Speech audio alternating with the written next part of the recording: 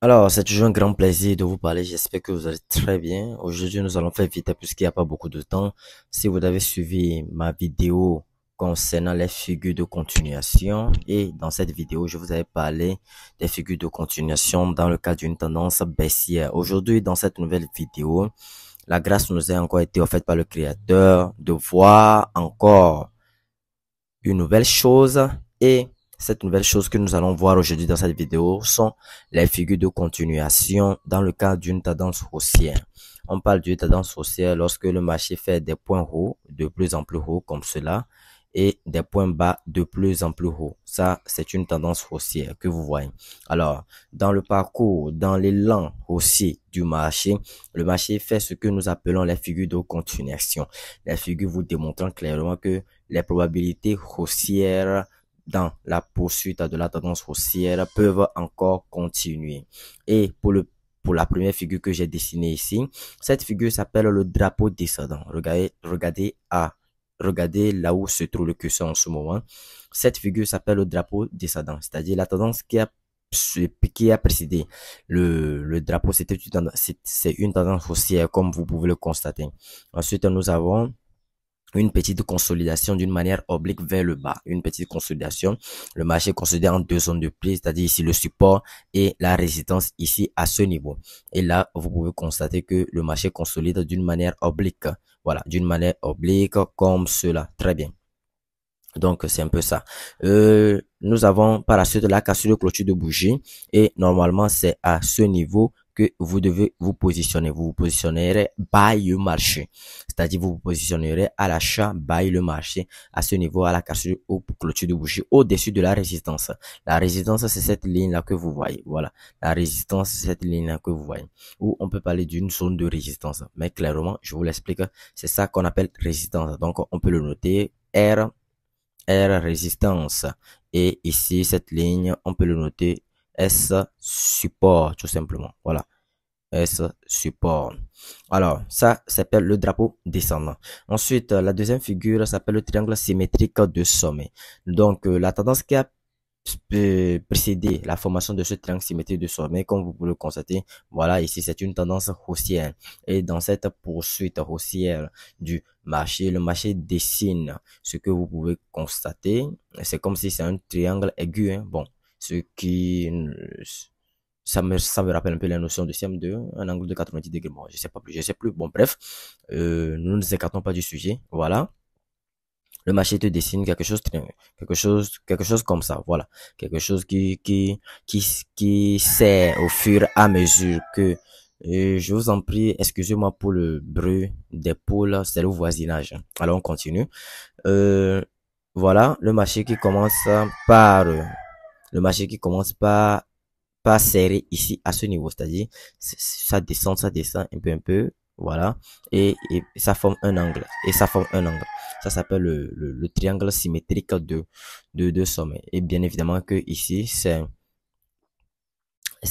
le support et bien sûr ici, c'est la résistance. C'est la résistance. Qu'est-ce qu'il faut faire ici? Attendre la cassure clôture de bougie. Dans le cas d'une tendance haussière, ici, à ce niveau. Encore une fois, désolé, c'est le voisinage. Nous sommes en Afrique et c'est comme ça. Vous attendez les poules crier, c'est le voisinage. Donc, cassure de clôture de bougie au-dessus de la résistance ici à ce niveau. Et là, la tendance, vous vous positionnerez ici. Vous allez vous positionner ici et la tendance tout simplement sur son cours. Voilà, très bien. Donc, ça c'est le triangle ascendant. Un triangle ascendant. Le triangle ascendant tout simplement. Voilà. Donc, pour le triangle ascendant, vous avez la tendance qui a précédé, c'est une tendance haussière. Et ici, vous voyez, vous pouvez constater que nous avons une base d'une manière horizontale. Une base d'une manière horizontale et l'autre d'une manière oblique. Donc, cette base de manière horizontale que vous voyez, c'est tout simplement la résistance.